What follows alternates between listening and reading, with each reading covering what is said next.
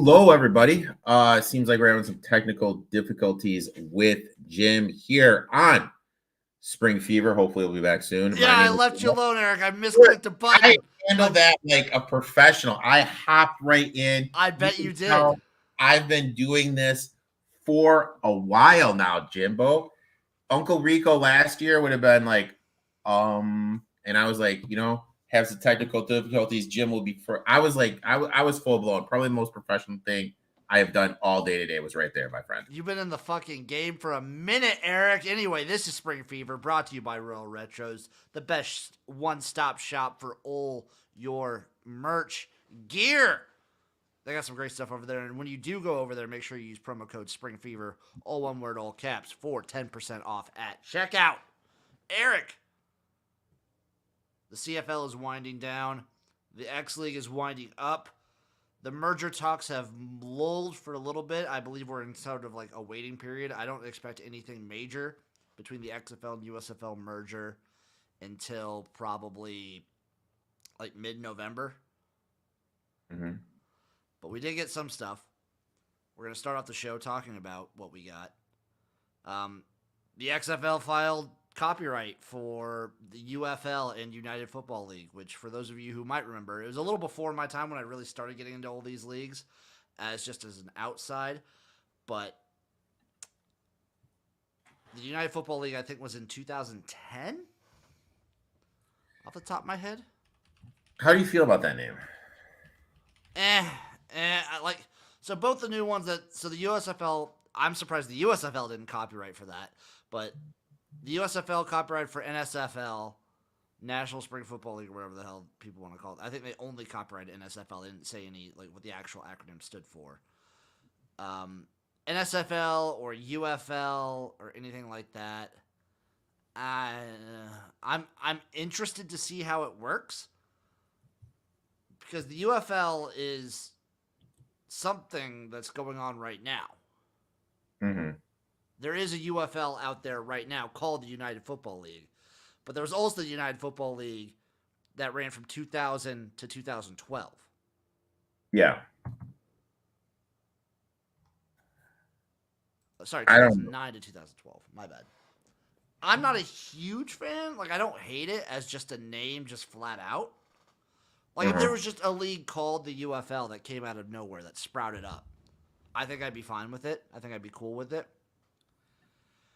I just prefer, I think out of all the names that have come up, I think the two best options are XFL and USFL.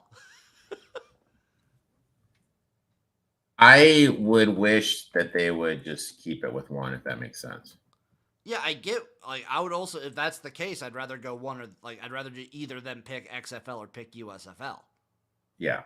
I think either one of those two is better than NSFL or UFL. And also, I'm not the biggest, like, obviously the dumb fans online will be like, well, our league won. We won this, blah, blah, blah, blah, blah, blah. But also, I don't like the whole starting over aspect of it.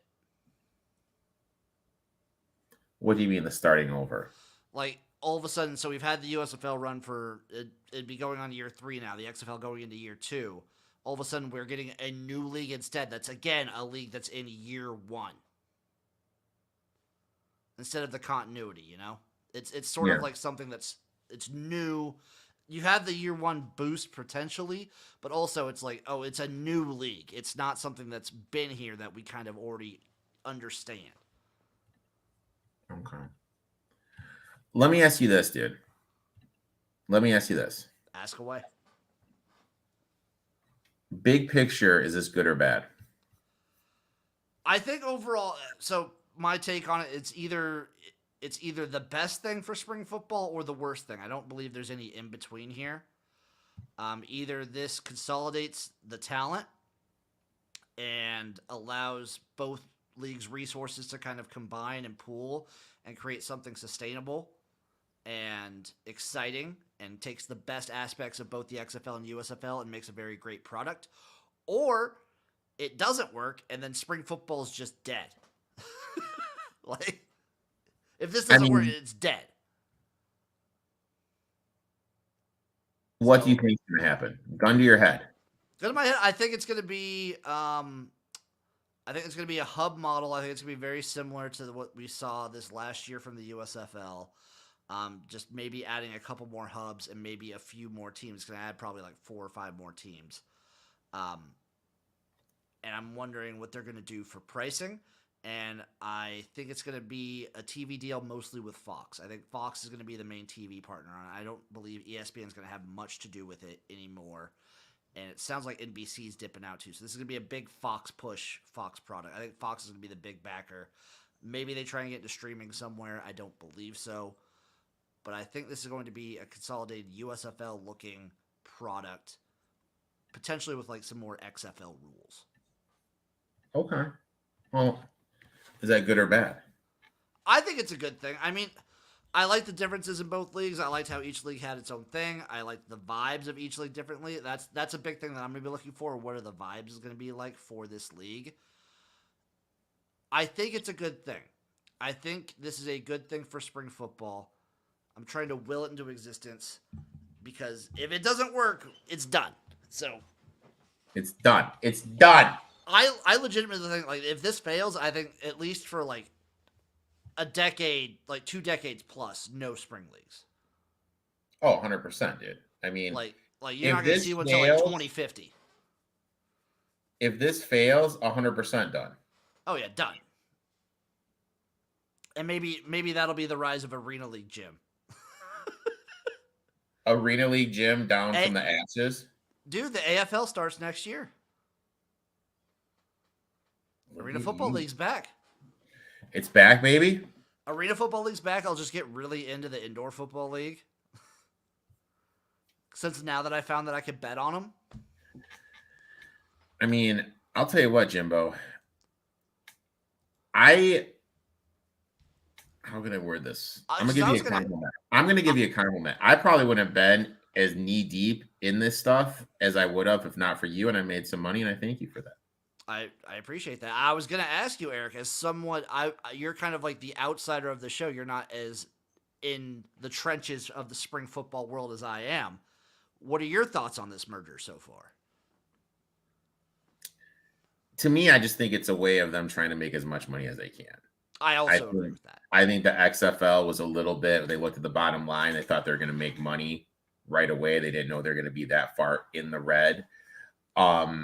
I think that they look at it from the standpoint that instead of competing with the USFL, let's work together. And then if we work together, we can get the backing of the NFL.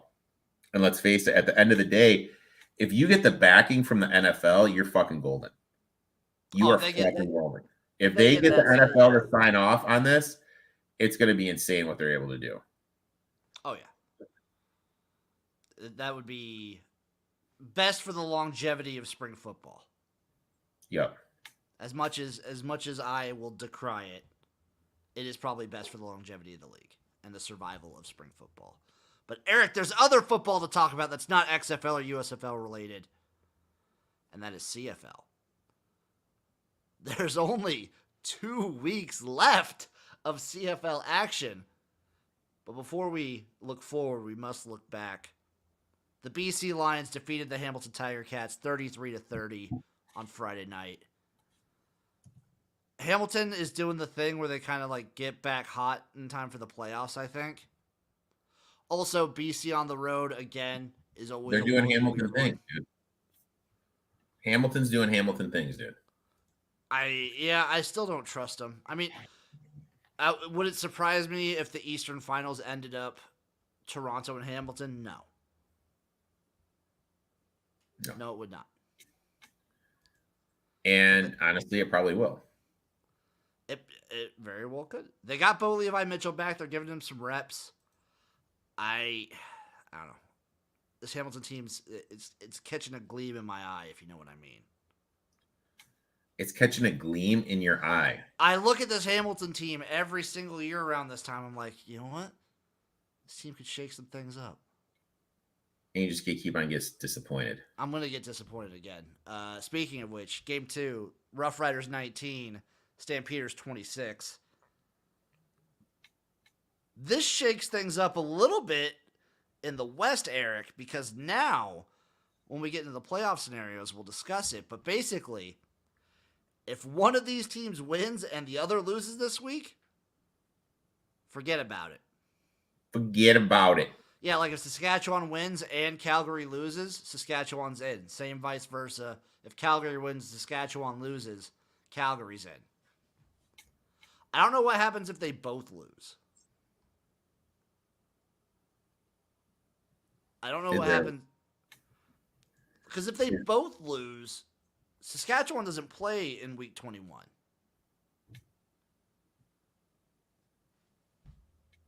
So I don't know how that would work. Who, tiebreaker? Well, they'd be, so if Saskatchewan loses, they would be 18 and, they would be 6 and 12. And if Calgary loses, they would be, 6 and 12. If Calgary loses, they would be 5 and 12 with a chance to win in week 21. And then they'd have to go into like tiebreaker scenarios. Yeah. But I'm pretty sure Calgary has the head to head. Wow. So I don't know. But either way, game number 3, Montreal 35, Edmonton 21. I thought the Elks would kind of like rise back up. No. Like when their season's already done. They kind of did this last year a little bit, if you remember. When their season was already over, that's when they started to really play and be competitive and fun. I'll say this. They got a quarterback at least. Trey Ford looks like a dude. He's going to be the guy. If they could build a team around him, I'm very excited with what Edmonton can do. And hopefully it carries over to next year, and we can get some Elks gear going on the show. I hope so, because honestly, I think out of all the teams recently in any sport that have done these kind of redesigns, I think Edmonton knocked it out of the park. Yeah. Going from the Eskimos to the Elks. 100%. The logo is so cool. And the last game, Ottawa 27, Toronto 40. Yeah. It's Ottawa. It's Ottawa, baby. It's Ottawa. You trot out someone as sorry as Dustin Crum. I don't know what you expect. Dustin Crum sucks, dude. Like we have been on it forever that he's brutal. Hey, Dustin Crum, come on Spring Fever and defend yourself. Do it. Do it. Dusty Buns. Hey, Dusty Buns. Dusters, come on. Let's do this. It would be hilarious if he actually somehow saw this and he came on. I think that would be funny. I'll see if I can clip this and I'll find out what his Twitter is. I'll add him. I'll add that boy. Before we get into the picks, Eric, for week fucking 20 of the CFL, here are your playoff scenarios going in. Winnipeg win or a BC loss. That means Winnipeg gets the division title. We still haven't locked up the division title yet in the West for the CFL. Jesus, dude. It's coming down to the wire.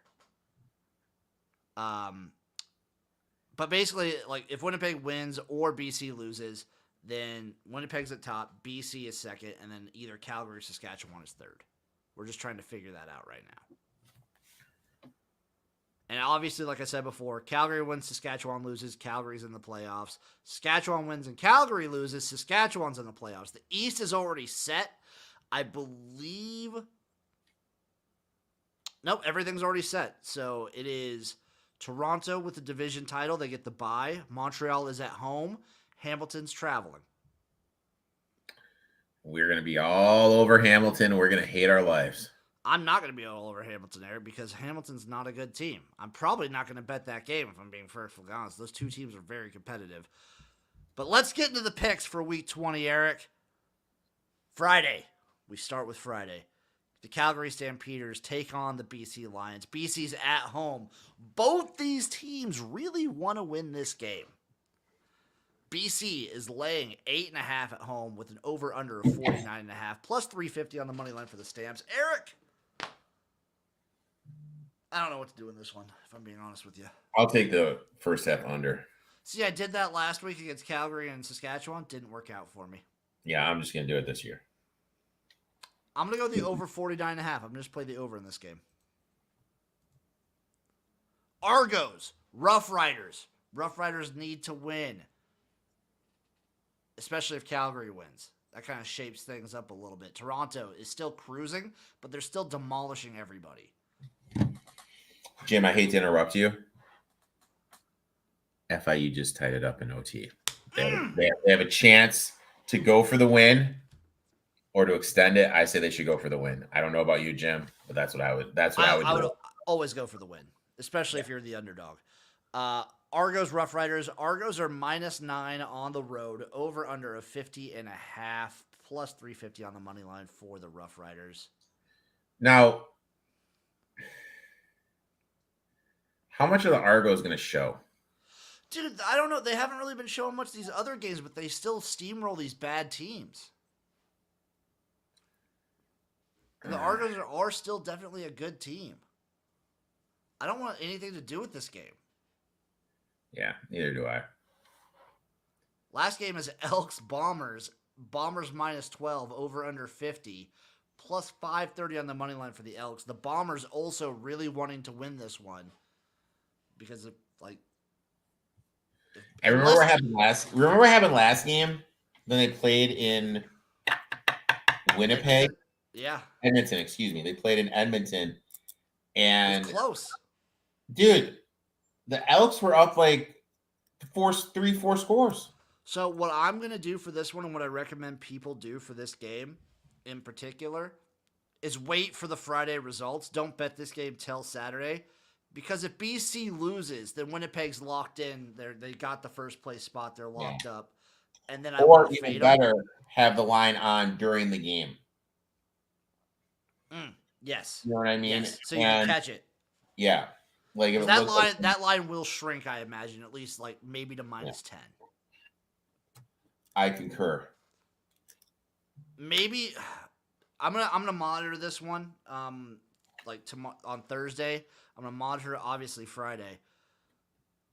I might just be betting Edmonton plus the 12, and I will probably sprinkle a little bit once the first half lines are out. I might sprinkle a little Edmonton first half money line. Little Eddie first half. Yeah, I might be all over Eddie first half. So we actually first half they're 7. They're 7. I like that. I like that 7 for the first half. I like it too. I might be sprinkling a little money line too. Eric, favorite play of the week? My favorite play of the week. So I'm gonna take the first half under in Calgary. Mine is going to be, you know what? I am also going to bet the over 50 in the Edmonton and Winnipeg game. Those are so over 49.5 Calgary, BC, and over 50 Edmonton and Winnipeg. Love those picks for moi. They're locked in. Eric, last bit of things to talk about. It's week 4 of the X League. How many weeks do you think the X League is doing this year, by the way? 15. No, they're doing 5. Jesus. You want to talk about a reduced season? I know BJ talked about this on the show Gridiron Japan. It's a podcast dedicated exclusively to the X League. Go check it out. It's a really short season. Why? I don't know. It didn't used to be this way. Lack of funding? I don't think so, because the players still make a bunch of money. I think the X League's making more now than it ever has. So I don't know. And if I remember correctly, like 3 or 4 years ago, like pre-COVID, the way they set up the scheduling was a little bit better too, where they'd have like 3 games one week and 3 games the other week, so there'd always be action every week. Uh-huh. So like obviously 3 teams. It was sick. I don't know what they're doing. Maybe it's like it's almost like they're actively trying to get people not to watch their products sometimes. It's just a little funky with what they're doing. It's very bizarre. I just don't get it. And hey, Jim, can I tell you something else? Tell me. UTEP just blocked a field goal at the end of the first half. This is score hilarious. remains at 7. The field goal is from their 5 too. Eric, you weren't here for the recap of the X League last week, so I'll give you the Cliffs notes. There were 2 shutouts. Real quick. We talking about the reduced thing. Let me ask you this: Why, what did BJ? You said BJ talked about it? What did he say? They're doing it because of this, or he thinks they're doing it because of this? No, he did not. He did not elaborate. You know what my saying is, Jim? Money makes the world go round. But they're making more money this year than they have. Are they making more money for sure? Yes. Like, more people are going to the games, more people are watching. Well, then it doesn't make sense. That's what I'm saying. It doesn't make sense. I don't get it. I don't understand it. But Eric, there were 2 takeaways I had actually 3 takeaways. Takeaway number 1, Tokyo Gas got a win. Big. Huge. Big. 2 shutouts from the 2 best teams. Fujitsu and Panasonic both shut out their opponents. When I'm talking shutout, so Fujitsu beat the Suns 73-0. Okay, comfortable. And Panasonic beat the Caterpillars 65-0. Comfortable. Our Deers didn't get a win, Eric, but they did get a tie. Better than a loss. 16-16. Because guess what I also found out that I didn't realize? What's that, my friend? X League doesn't have overtime. They don't? No, they don't have overtime. They just tie. Jesus, that's weird. It's bizarre. Anyway, let's get into this week's action. Tokyo Gas versus Obik. Who are we taking, Eric? Tokyo. You're taking the Gas over the Seagulls. Dude, shoot or shoot, Jim. I'm going big or going home. Woo! That'd be the upset. You know what, Eric? I would call that the upset of the decade. Upset of the decade. Deers versus IBM. IBM. I'm going to go IBM. If you get shut out... No, they tied. Deers tied. I'm going to go IBM to get the win. I'm rooting for our Deers, though. The Acai Beverages versus Panasonic. Panasonic, excuse me. Yeah. And then the Suns versus the Finies. Who are you taking there? The Suns? I'm going to go with the Finies. I don't think the Suns are very good. Okay, I respect that. The Dentsu Caterpillars versus Nojima. The what? Dentsu Caterpillars versus the Nojima Sajimahira. Yeah. The Dentsu Caterpillars. I'm gonna go Nojima because I'm gonna fade both teams that got goose egged last week. Yeah, I'll go with you.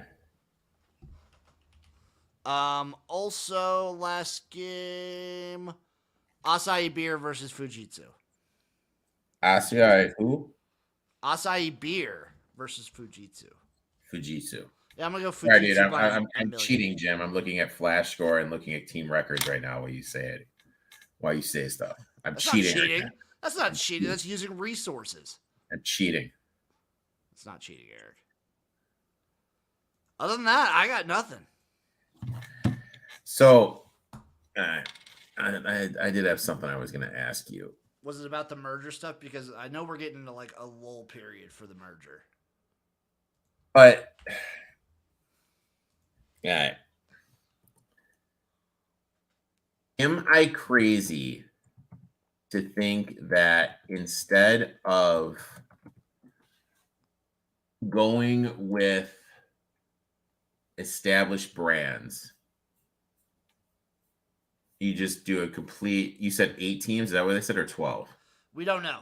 We actually have no idea. I think some people said 8, some people have said 10, some people have said 12. I've even heard 14. We actually have no idea how many teams they're keeping.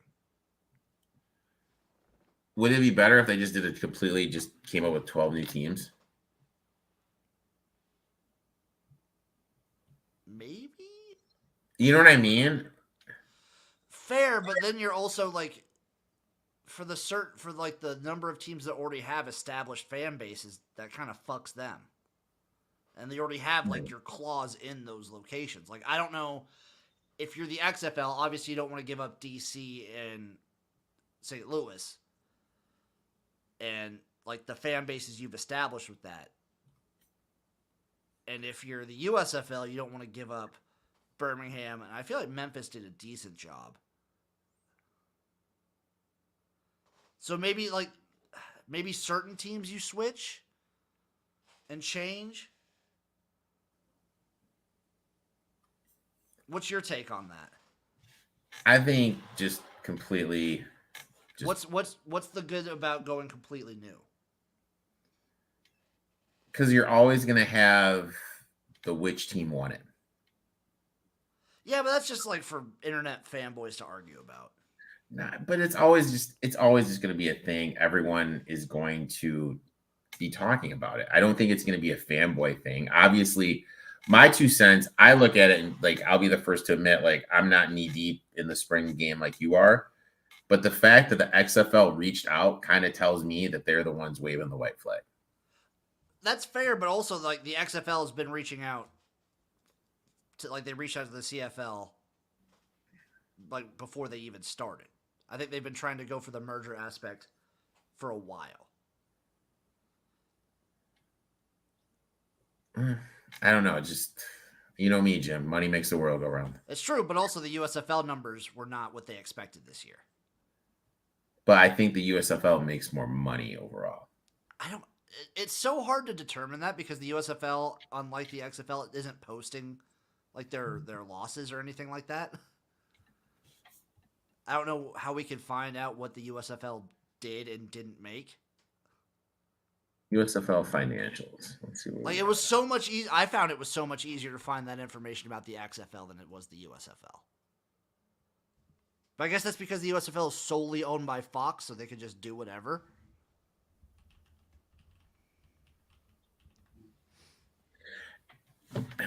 They're saying 7. Like this thing I'm looking at, 7.5 million. Yeah, but that's 7.5 million in revenue. Yeah. They have to spend probably anywhere close to like 12 to 15 million just paying like the players and travel. Yeah. Well, you think about it, how many players do they have? It's like a 50-person team. You're paying roughly $50,000 per player. You have 8 teams. Not to mention the rest of the staff. That's just personnel.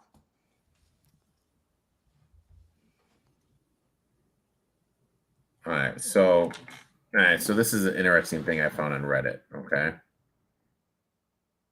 All right. So, oh shit. So I'm do you want me to read this, Jim, or do I need to give you a link? Give me the link. Give me the link, and then we'll read it. All right. Now, granted, this is from year 1. Okay. Yeah, I believe the 7.5 figure was also from year 1. All right. So